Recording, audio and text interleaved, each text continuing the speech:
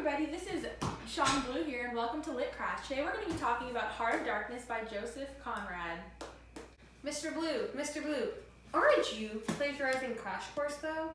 Oh dear valuable student, I'm not plagiarizing Crash Course. Why would I?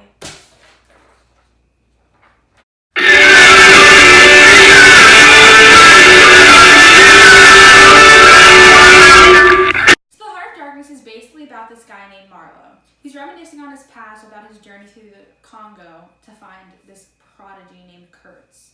Hertz? Like the car company?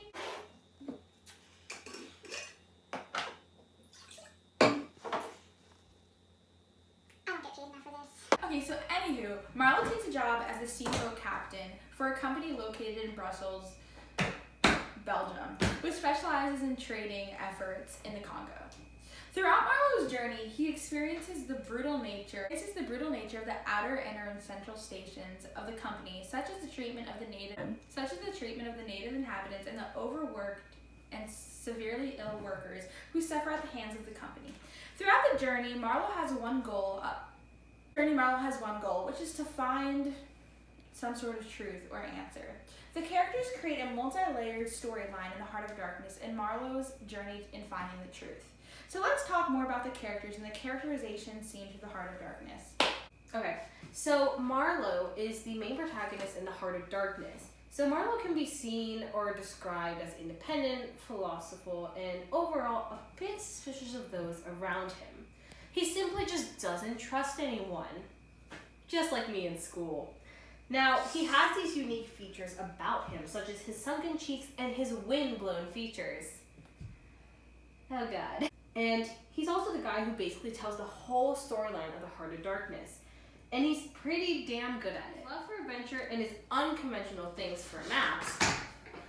He goes through his journey through the Congo and looking for the infamous Kurtz, but also looking for an answer or a truth. He's known for his keen nature and values of work ethic. The general manager is the boss man of the company in the Congo and African territories. He's also the brains. More of lack of. Who runs the central station. His job is to oversee the company's every move in the Congo. He isn't exactly the best at making people comfortable, if you know what I'm saying. He's the culprit behind the destruction of Marlowe's steamboat. He can be described as suspicious and insecure at the thought that Kurtz might take his job. Marlowe suspects that the only reason he actually has a job is because he's immune to diseases. The general manager's uncle is special, to say the least. That's a good word to describe him, right? I mean, sure, there's other words, but like, we're a kid-friendly channel, you know? Anyway, the general manager's uncle is the head of the El Dorado exploring expedition, much like his lovely nephew. He came to Africa to make a fortune, but with no prevail, he isn't exactly talented. And his expedition did disappear in the wild jungle. Yikes. His speech capabilities is just grunts, and his body is the resemblance of that dog from the Dark Crystal. So Kurtz is the big man of the hour, the prodigy that everyone wants to meet, and the purpose of Marlowe's journey. So he is the chief of the inner station. He's an ivory trader for the company, and to be a well-rounded and educated genius, musician, painter, writer, you name it. He's done it. From Europe. So, however, his eventual downfall in the Congo is when he makes himself the god of the native inhabitants and asks for sacrifices on that behalf. And he begins to deteriorate both mentally and physically until his death. Oh, is that the time I think it is? It's time for the thought bubble. So let's talk a bit more about the minor characters in Heart of Darkness. They're the pilgrims and they're the cannibals. And it's really ironic how the cannibals are more civilized than the pilgrims. Especially how when the cannibals are a bit hungry, they eat hippo meat, which is like gross. Okay, so now let's talk about the pilgrims on the other hand.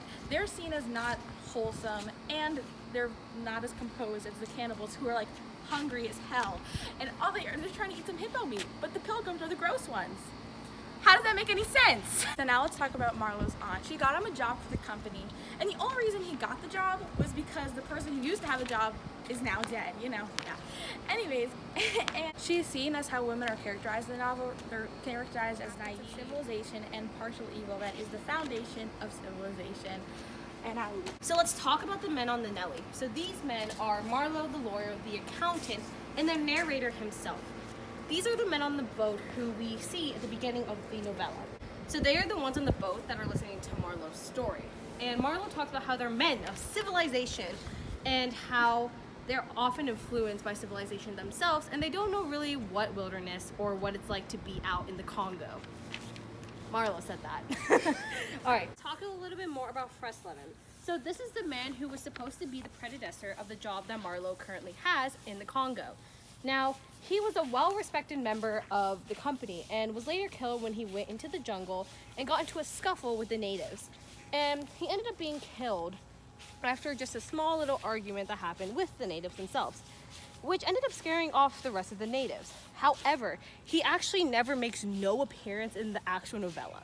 So Charles Marlowe talks about the importance of morals in this novella and the importance of work ethic. So in the wise words of Marlowe, "I don't like work, no man does, but I like what's in the work, the chance of finding yourself." With that being said, back to you, Sean Blue. Thanks, Thought Bubble. So now we're going to talk about the helmsman. This guy, right here. Okay, so the helmsman was the person who steered Marlowe's boat. Marlowe isn't the biggest fan of him, as he feels that he acts as if he's a leader in front of everyone, but is nothing but a follower when he's alone. So basically, he's a hypocrite. Yeah, okay. Okay, so he's basically seen as a fool, and it's really shown when the ship is attacked. He was killed by a spear, and then while Marlowe was mourning, he threw his body overboard and then was sad on the boat and cried for his friend, who he didn't really like, but whatever. So the interesting fact is that it mirrors the same way that Marlowe buried Kurtz, throwing him into a mud hole. Let's think about that for a second. You're doing really good, Marlowe. Great. Keep it up, babes! Okay, so the brickmaster isn't exactly a brickmaster. Confusing? Totally. He is actually another worker who works for the central station. He doesn't work with bricks. I mean, he was supposed to, but he never did. He's actually been waiting for a whole 1 year to actually do his job. Ouch. He is known by other people in the company as the manager's spy. Even though he is hardworking in Marlowe's standards, Marlowe absolutely hates him for the way that the brickmaster only wants to use Marlowe to advance his position in the company. Okay, so let's talk about Kurtz's mistress. By the way, we know that Kurtz has an intended, which is a fiance. So he's a cheater. All mothers lock up your daughters. All mothers lock up your daughters. I repeat, all mothers lock up your daughters. Thank you. Oof. Okay, so Kurtz's mistress is seen as a native, non-European woman. She's symbolic of the darkness in the jungle. And the colonization of non-European countries and the association of women in the novel. Mysterious and a bit airheaded. It just symbolizes the idea that darkness does indeed exist and it happens all the time in civilization.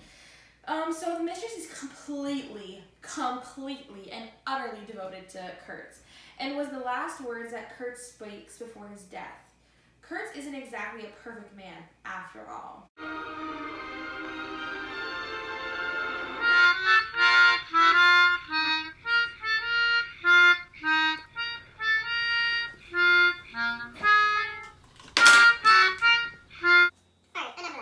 So the Russian trader is a young Russian sailor who met Marlowe at the end of part 2 in The Heart of Darkness and tells his story. He was a trading representative for a Dutch company who sent him to the Congo. He eventually meets Kurtz and has the utmost respect and is infatuated by Kurtz. He often finds himself listening more to Kurtz than actually speaking, and basically worships Kurtz much like the natives do. He is known for his bright and vivid clothes. Imagine if every single character in The Heart of Darkness attended our school. School would be so much more interesting. Thanks for watching our video, and we hope to see you never again. Okay, so let's talk about Kurtz's side. No, we can't. We're saying the. Oh, Maria. Ready? 3, 2, 1. Wait, it didn't turn on! This girl is on fire. Oh.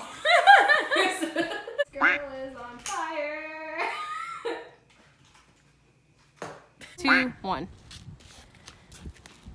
Okay, so let's talk a bit more about the minor characters in Heart of Darkness.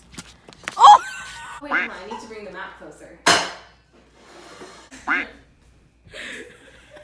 ruining my life. I'm so sorry. All right, let's start again. He's European, that's all you have to say. He's from Europe. He's European. Okay. So Is he a fine European man? I don't know. Back to you, John Chambly. Damn it! I'm so close. I'm nervous. I feel like you're gonna like get me deaf. All right.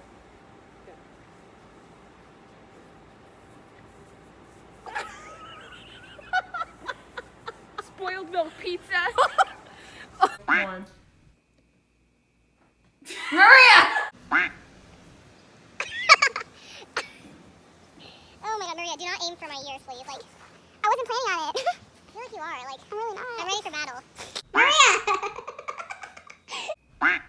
Okay, Maria. Oh, did we start? Something symbolizes the idea of the darkness does. Oh wow, Shivani doesn't know how to write a script.